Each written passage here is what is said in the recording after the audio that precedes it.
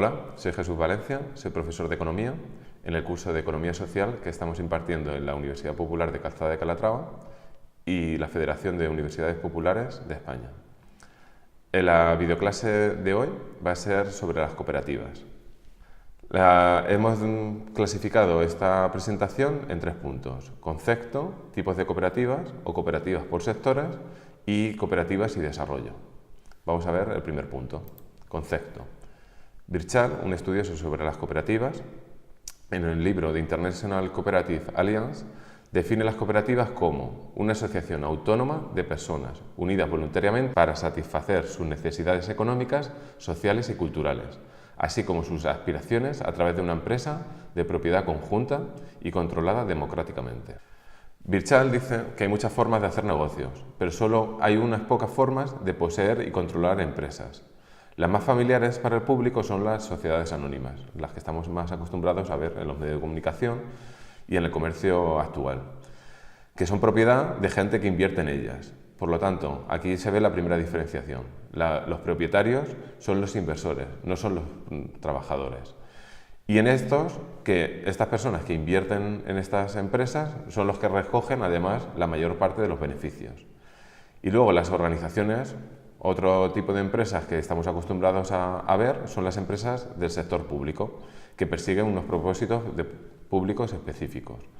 Son empresas públicas o directamente sectores enormes como por ejemplo la sanidad o la educación, que están gestionadas directamente por el Estado o las comunidades autónomas. Estas son tan prevalentes en la sociedad moderna que tendemos a omitir otras formas y a reducir determinados debates entre pública y privada, pero también podemos ver que hay otras alternativas a este binomio que estamos hablando. Vamos a ver qué es las cooperativas.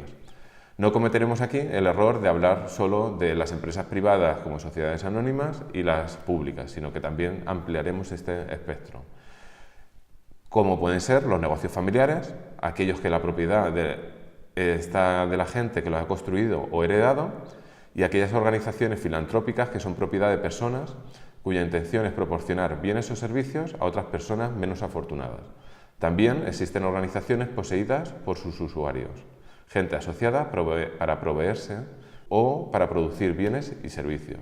Por lo tanto, aquí estamos viendo que hay otras 4 o 5 formas diferentes.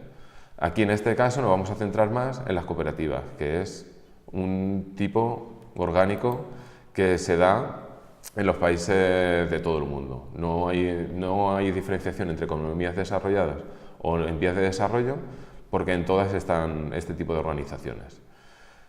El problema es que tiene muchas nomenclaturas para este tipo de organizaciones. En algunos países se llaman cooperativas, en la mayoría, pero también tiene otros nombres como pueden ser organizaciones tradicionales, familiares, empresas con fines comunes.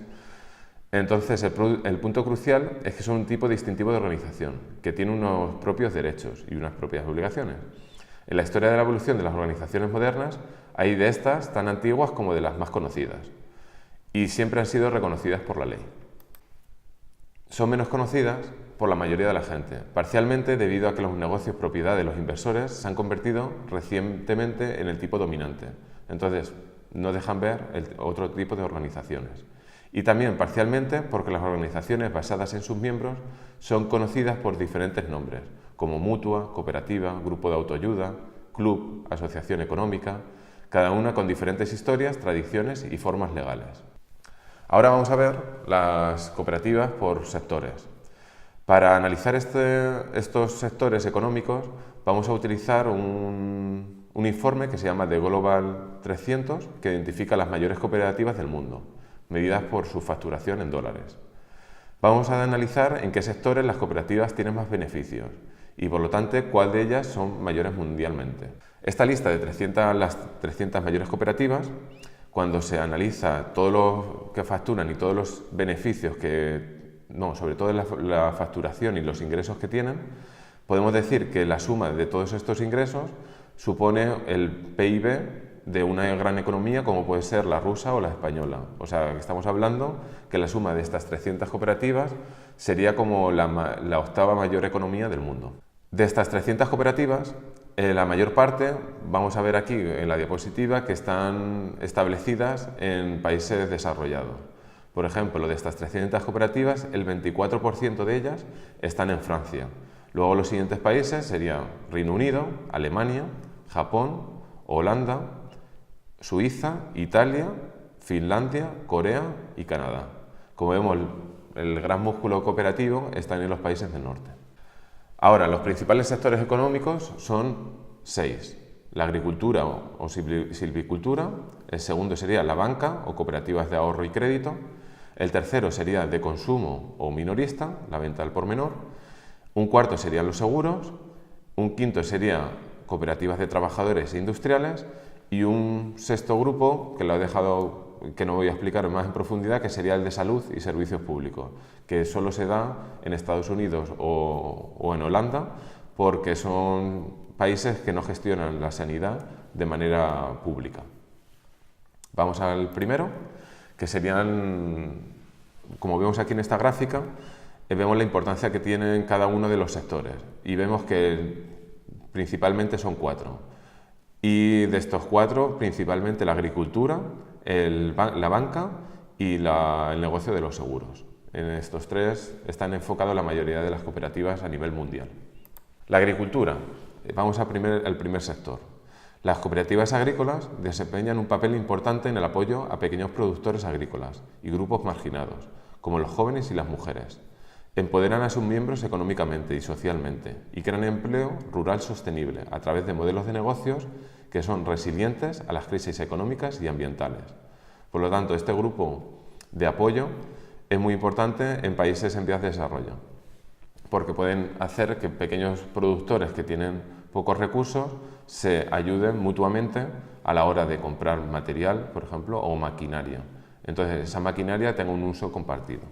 Ofrece una amplia gama de servicios, incluyendo mejor acceso a los mercados, recursos naturales, información, comunicaciones, tecnologías, crédito, capacitación y almacenes. Un ejemplo sería, por ejemplo, la capacitación. Entre todos ellos que contraten para que se formen o también contratar a determinados servicios que compartan, como puede ser publicidad o puede ser venta al exterior. También facilitan la participación de los productores en la toma de decisiones en todos los niveles, los que apoyan en la obtención de los derechos de uso de la tierra y negocian mejores condiciones contractuales y precios más bajos para insumos agrícolas, así como semillas, fertilizantes y equipamientos. Es lógico que si al estar organizados puedan hacer compras mayores y al tener compras mayores puedan reducir el precio de sus costes. Aún así también, no solo en la parte de la compra, sino también en la parte de la venta. Pueden hacer ventas al por mayor en conjunto, en vez de individualmente. Entonces pueden hacer que estos grandes supermercados no les impongan las condiciones que ellos quieren. Aquí vemos una lista de las principales cooperativas agrícolas del mundo y, por ejemplo, es un ranking de las 20 mayores, las 3 primeras serían japonesas. Normalmente estas cooperativas son tradicionales, tienen más de un siglo de edad y lo que van haciendo es que pequeñas empresas se van adhiriendo a estas cooperativas tan grandes. Luego, los otros países que tienen cooperativas importantes serían Estados Unidos, Francia o Alemania. El segundo sector sería el de la banca o cooperativas de ahorro y crédito. Las cooperativas de ahorro y crédito contribuyen significativamente a asegurar el acceso a servicios financieros asequibles, un acceso que es especialmente crítico dada la actual crisis económica. Las cooperativas a menudo proporcionan servicios de ahorro, crédito y servicios financieros a comunidades que de otra manera no podrían tener acceso debido a los desafíos geográficos, culturales o financieros que enfrentan estas personas. Estamos viendo que en esta crisis económica, por mucho que ha querido el Banco Central Europeo, por ejemplo aquí en Europa, estimular el crédito, los bancos comerciales, que estaban muy endeudados, han paralizado la donación de crédito a los pequeños productores o pequeños empresarios. Entonces, a través de las cooperativas de crédito ha sido una salida para poder seguir financiando al tejido productivo de los países europeos. Aquí vemos la lista de las mayores cooperativas de crédito del mundo y los 3 principales son franceses. Ahora el tercer sector que vamos a analizar es el del consumo. Las empresas cuya propiedad es de los consumidores y están gestionadas democráticamente. Buscan satisfacer las necesidades y aspiraciones de sus miembros. Operan dentro del sistema de mercado, independientemente del Estado y como una forma de ayuda mutua orientada hacia el servicio más que a la ganancia pecuniaria. Las cooperativas de consumidores suelen adoptar la forma de puntos de venta al por menor, que son propiedad y están operados por sus consumidores. Es lógico pensar que en vez de comprar en un supermercado, la gente puede asociarse y hacer una compra conjunta para reducirse los costes y tener unas mejores condiciones contractuales. Aquí vemos igual una lista de las 20 cooperativas de consumo más grandes a nivel mundial y tenemos que son alemanas, francesas, suizas, la mayoría son europeas. Un cuarto sector sería el de seguros. Las mutuas y cooperativas representan casi una cuarta parte, casi un 25% de la industria de seguros del mundo en el año 2008. Tienen un rol importante en la protección del bienestar financiero de las personas y de sus familias. No sorprende, ya que algunas de las compañías de seguros más antiguas del mundo son mutuas o cooperativas. También hay que subrayar que la estructura es un modelo de empresa sostenible, que está bien adaptado para contribuir al desarrollo económico de diversos mercados.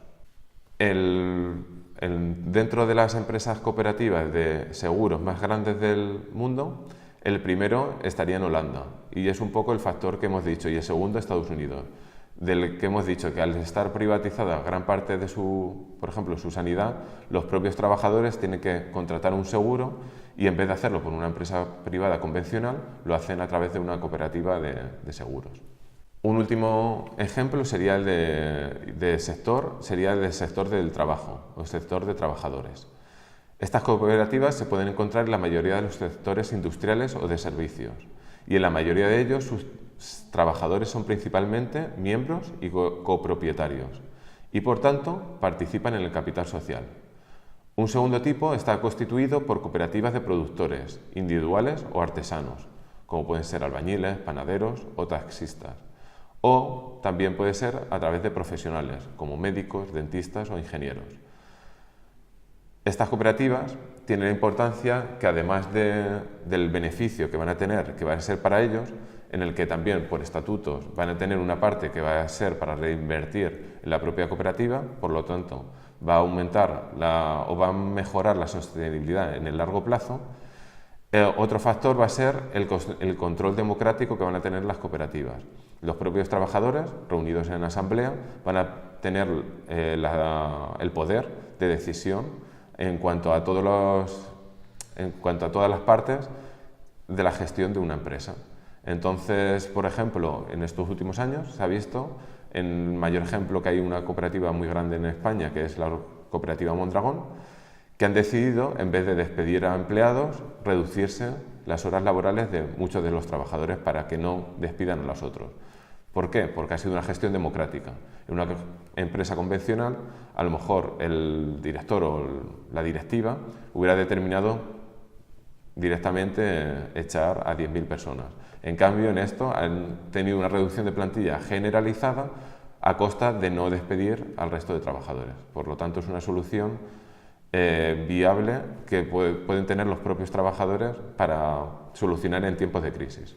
Como hemos dicho, la empresa Mondragón es la cooperativa de trabajo más grande del mundo. Supone 23.000 millones de facturación y está muy por encima del segundo, que es una empresa francesa. La cooperativa Mondragón ha sido un ejemplo tradicional de cooperativa de trabajadores.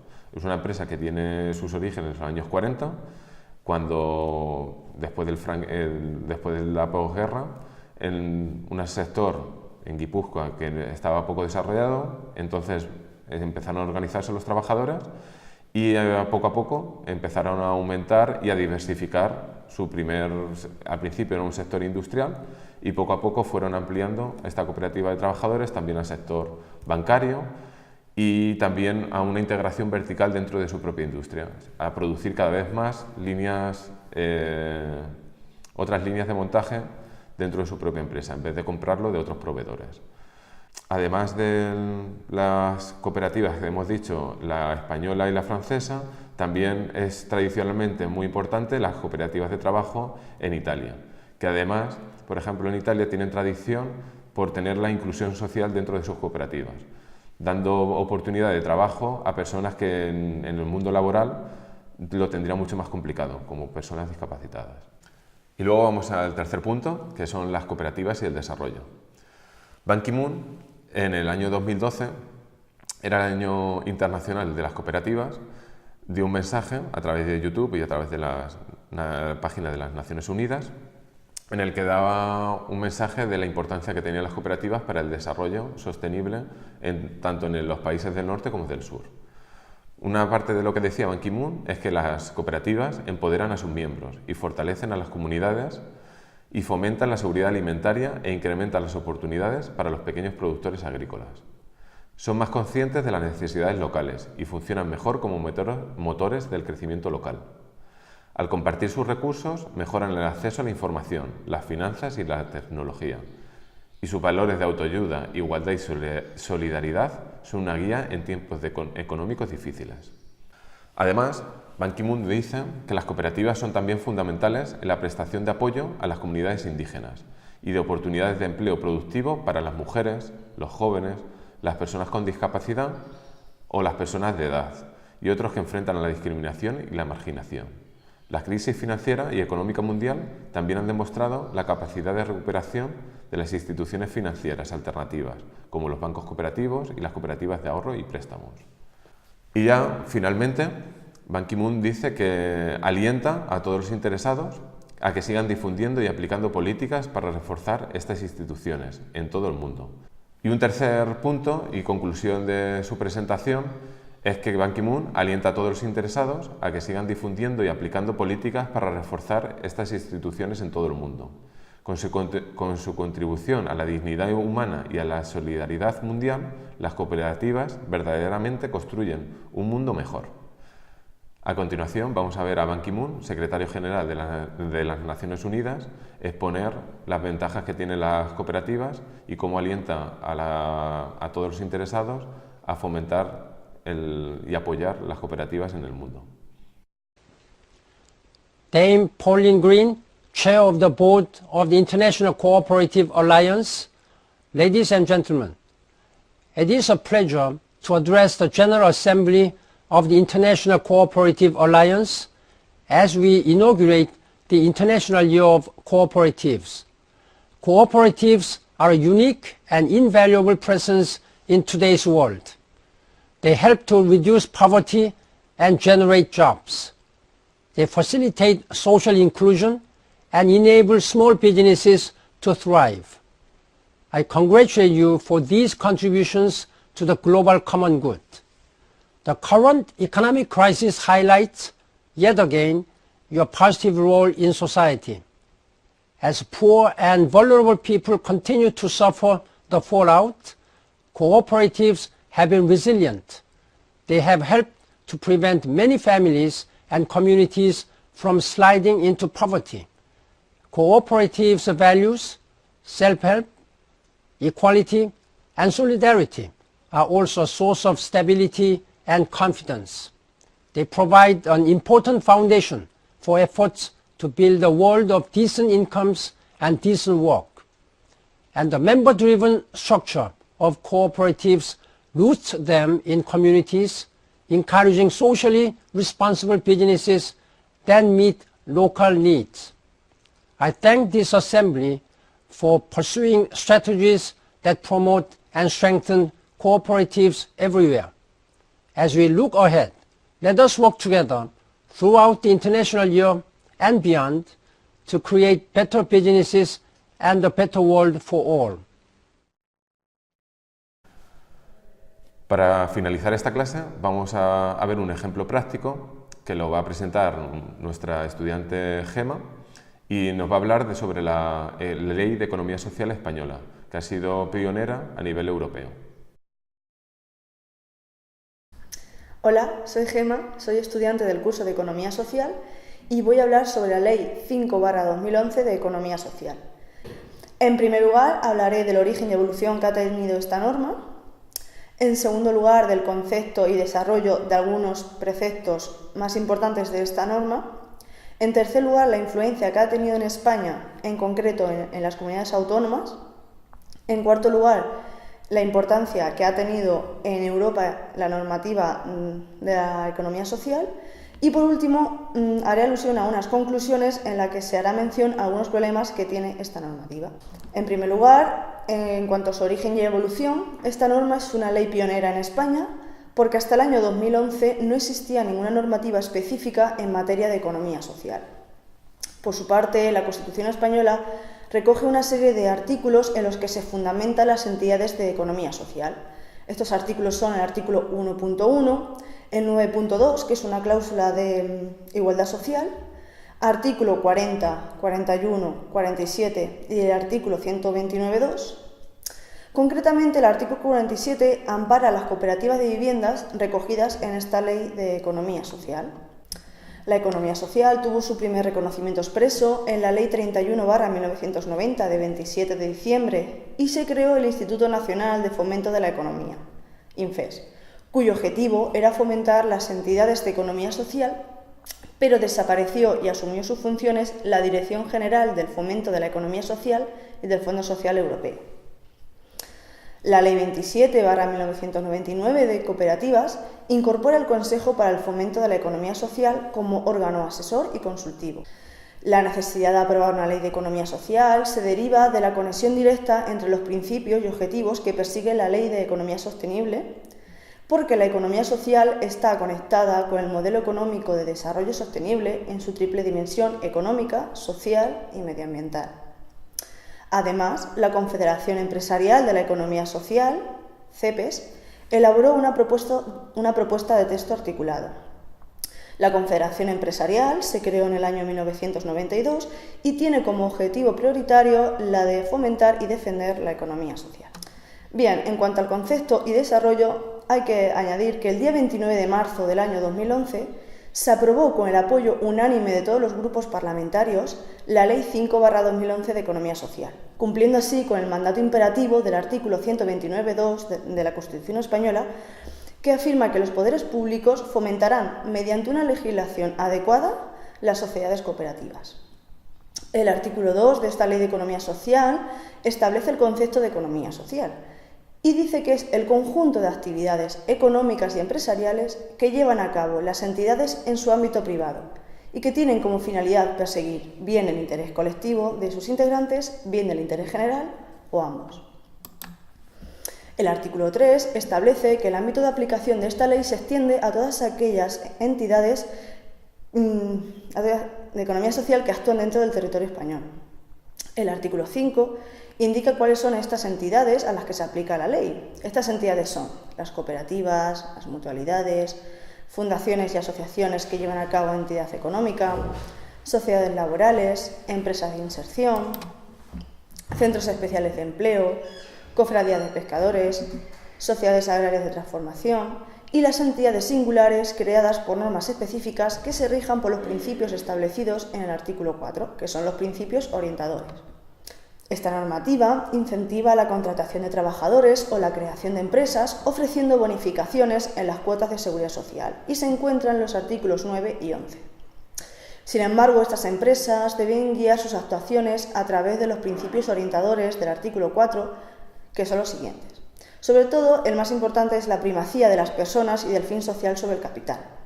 También está el principio de aplicación de los resultados obtenidos en función del trabajo aportado. Otro de los principios es la promoción de la solidaridad interna para fomentar la igualdad de oportunidades entre hombres y mujeres, la cohesión social, la inserción de personas en riesgo de exclusión social, la generación de empleo estable y de calidad, la conciliación de la vida personal, familiar y laboral y la sostenibilidad. El último de los principios es la independencia respecto de los poderes públicos. El artículo 13 crea un órgano específico que se encarga de supervisar la actividad de las entidades sociales, pero meramente es un órgano asesor y consultivo. En definitiva, esta regulación tiene como objetivo establecer un marco jurídico común que respete la regulación interna de cada entidad, según se establece en el artículo 1. No obstante, la Ley 31/2015 modificó en parte la Ley 5/2011, aquí desarrollada, para ampliar la cuota de bonificación para incentivar y fomentar la contratación de menores de 30 años. Bien, la influencia que ha tenido en España ha sido muy notable y la Ley 5/2011 establece que la Administración central actuará conjuntamente con las comunidades autónomas. De este modo, la disposición adicional séptima, entre otros muchos artículos, establece que el Gobierno elaborará un programa de impulso de las entidades de economía social consultando previamente a las comunidades autónomas. Tras la entrada en vigor de la ley, las comunidades autónomas han recogido expresamente en sus estatutos de autonomía el término de economía social. Ejemplo de ello son Andalucía, Aragón, Castilla y León, Cataluña y Valencia. Por su parte, Galicia ha aprobado la Ley 6/2016 de la Economía Social de Galicia, donde se crea un nuevo modelo de cooperativas para paliar el alto nivel de desempleo juvenil en Galicia. Por ello, se simplifican los requisitos de constitución de las cooperativas. Concretamente, tenemos que hablar sobre la influencia que ha tenido esta ley en Castilla-La Mancha. Castilla-La Mancha no recoge expresamente la economía social en su Estatuto de Autonomía, a pesar de que fue modificado en 2014, y las cooperativas son un factor muy importante en la economía castellano-manchega. Por ello, el artículo 31.1.22 del Estatuto de Autonomía de Castilla-La Mancha reconoce la competencia exclusiva en materia de cooperativas y por ello aprobó la Ley 20/2002, derogada por la Ley 11/2010, donde se otorga importancia a la voluntad de los socios y ya no responderán personalmente a las deudas contraídas, sino solo de aquellas cuotas que hayan aportado. Para conseguir mayor desarrollo en materia de cooperativas, Castilla-La Mancha aprobó el 28 de febrero de este mismo año un anteproyecto de ley de microempresa cooperativa y cooperativa rural. El objetivo de este anteproyecto es dar cobertura a las más de 2.000 empresas que dan empleo a casi 16.500 trabajadores. La principal novedad que recoge es la creación de las cooperativas agroalimentarias, que aunan explotación de la tierra, actividades culturales, ayuda asistencial, integración social, entre otros. Bien, en el entorno de la Unión Europea no existe una regulación específica sobre economía social. La primera iniciativa en esta materia se produjo por el informe Toya, elaborado en 2009, donde se instó a la Comisión Europea a fomentar la empresa social, ya que el motor fundamental no es la rentabilidad financiera, sino la societaria. Por otro lado, nos encontramos con la Estrategia Europa 2020, que se puso en marcha en 2010 por la Comisión Europea para paliar la crisis económica. Pero también se le ha instado a recoger la economía social porque genera beneficios a nivel macroeconómico y sociales. Por su parte, el denominado Intergrupo de Economía Social defiende a la economía social en Europa y es un foro informal integrado por miembros del Parlamento Europeo que se reúnen para tratar estos temas. En definitiva, la ley española es un referente y ejemplo de buena práctica que puede permitir marcos similares en la Unión Europea. Se contribuiría al reconocimiento de la economía social como agente económico que contribuye a la construcción de una Europa fuerte en un mundo globalizado. Para finalizar, tengo que decir que a pesar de que la Ley 5/2011 ha colmado un vacío legislativo al respecto, cabe mencionar algunos problemas que la ley no ha tenido en cuenta. El primero de ellos es que, según la consideración de entidad social, jamás podrían considerarse de este modo a las entidades del tercer sector, es decir, a aquellas sin ánimo de lucro. El artículo 5 hace una enumeración de todas las entidades que pueden considerarse entidades de economía social y habla de una actividad económica. Y estas entidades no tendrán nunca una actividad económica porque, como su propio nombre lo indica, son sin ánimo de lucro, pero también hacen una función social. El segundo de los problemas está muy relacionado con el primero porque, aunque el artículo 5 realiza una enumeración de entidades, no deberían considerarse en todo caso entidades de economía social, sino que habría que consultar caso por caso si estas empresas cumplen los principios orientadores del artículo 4, que son los principios fundamentales para saber si estas empresas son de verdad de economía social o no. El tercero de los problemas es la falta de concreción de quién y cómo debe cumplirse los principios por parte de las entidades. Esto quiere decir que aunque esta ley apruebe en su artículo 13 un órgano, este órgano simplemente tiene las funciones consultivas, pero queremos un órgano que pueda servir de vigilancia y que pueda verificar si se están cumpliendo de verdad las normas de esta ley. El cuarto y último problema es que la autorregulación de las entidades puede suponer un problema si existen disfuncionalidades con la norma general, porque de existir esta disfuncionalidad, las medidas públicas de la economía social no se podrían aplicar. Sin embargo, no hay que olvidar que esta ley muestra la intención de España de implantar una economía sostenible, innovadora y respetuosa con el trabajo. Aún es pronto para saber si esta ley es eficaz por su corto tiempo de aplicación. En definitiva, la economía social se presenta como una alternativa para la creación de empleo desde un prisma más humano y solidario, distinto del mero interés económico.